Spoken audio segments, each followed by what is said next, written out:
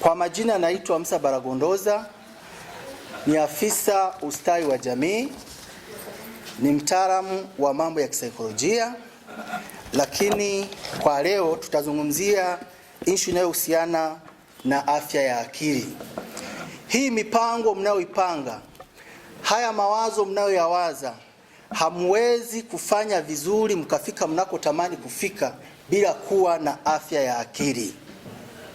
Wafanyabiashara ndio watu tunaowategemea sana, ndio umeshika uchumi wa halmashauri yetu na taifa letu kwa ujumla. Kwa hiyo ni vizuri walau tupishane kwenye issue zinazohusiana na mambo ya afya ya akili. Neno afya ya akili linatafsiriwa katika lugha tofauti tofauti. Kuna mtu kimwambia wewe afya yako ya akili iko vizuri, mwingine anaipasivu katika hali mbaya, mwingine anaipasivu katika hali nzuri.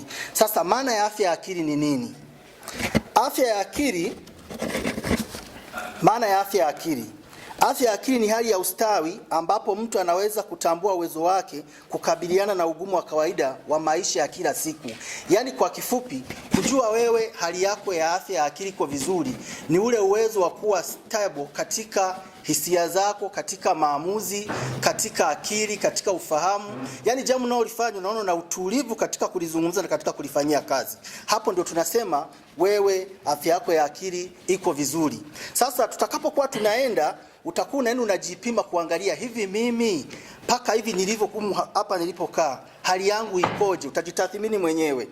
Afya ya akili inahitaji uangalizi wa mara kwa mara kama vile mazoezi, lishe bora, usingizi wa kutosha na kuepuka matumizi ya madawa ya kulevya. Sasa hawa ndio wale ambao tunasema afya yao ya akili iko vizuri. Lakini ili mwanadamu tuseme hajambo au ni mzima, tunamwangalia katika nyanja tofauti tofauti. Hizo nyanja ndizo zinazotupelekea kuona huyu kweli ni mzima, yuko sawa, au ana changamoto ya afya ya akili. Sasa twende kwa wale ambao wana changamoto ya afya ya akili. Tutakapokuwa tunaenda, utajiangalia, utajitathmini mwenyewe, utajipima. Yaani kila mtu atatoka kwenye assignment hii inayoitoa, utatoka umejipa majibu, wewe upo katika kundi lipi. Nini maana ya ugonjwa wa afya ya akili? Ugonjwa wa akili ni hali yoyote inayosababisha mabadiliko katika mawazo, hisia au tabia za mtu ambazo huathiri uwezo wake wa kufanya kazi za kawaida za kila siku. Unamkuta bosi yuko ofisini au mfanyabiashara yuko kwenye biashara, unamsemesha, unaona kama amekusahau au anakujibu anavyojisikia, wewe unamchukulia vibaya, kumbe unamuonea sio yeye. Kuna vitu ambavyo vimejaa ndani ya akili yake na ndani ya uwezo wake vinavyomfanya aonekane katika sura hiyo. Kulingana na muda, niende chini.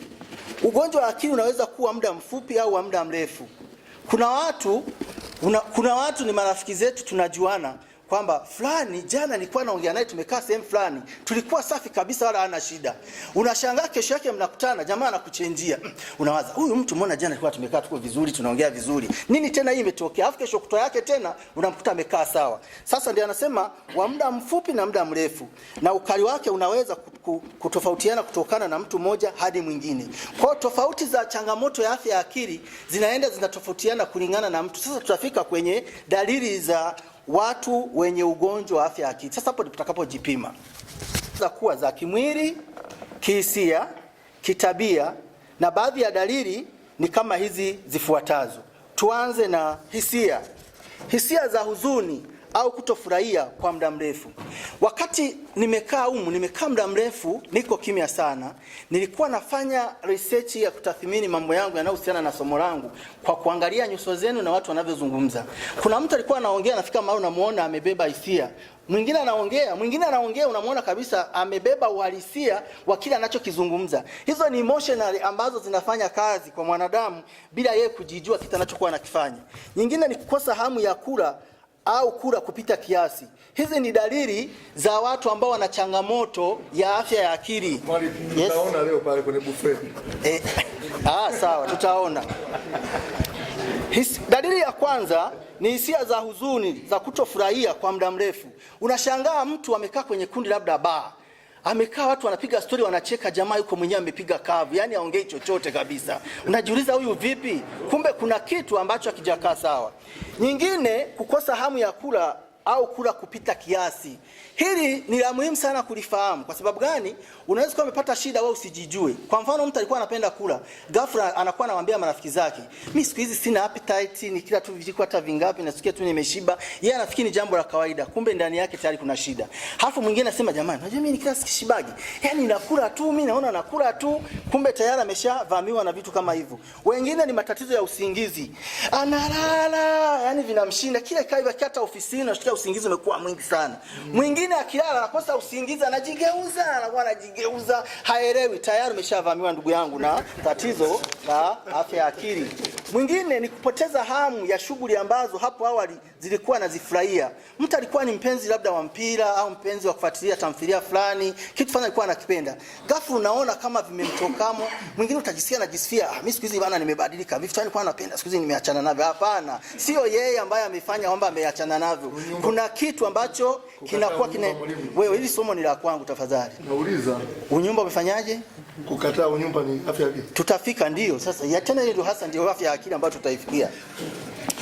Kingine ni kujitenga na marafiki na familia. Haya mambo, nyinyi ni viongozi lakini pia mna ndugu, mna familia. Ni mambo ambayo takiwa uwe makini kuna yafuatia na kuyangalia. Hususan wale ambao mna nafasi za kuwaongoza watu. Unaweza kuwa una watu unaoongoza, kija ofisini unamuona kama hajakaa sawa, unamsemesha jambo dogo unaona anapanda sana. Usiwahi kumlaumu sana. Mwingine anakuwa kavurugwa, ana vitu ambavyo havijakaa sawa. Sasa wewe unafikiri ni yeye, yani fulani anajibu hivi, yani atanitambua kabisa. Hapana. Wewe kama kiongozi lazima ujiulize, mbona huyu juzi hakuwa hivi? Leo kuna nini mpaka anaweza kawa anaongea hivi? Hizi ni mojawapo ya mambo ambayo yanakuwa yanawasibu wanadamu. Mwingine ni kubadilisha kwa tabia mwelekeo wa ghafla.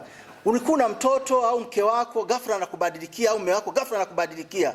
Sasa wewe unafikiri kama ni vitu vya kawaida, kumbe tayari kuna shida ambayo imejiingiza.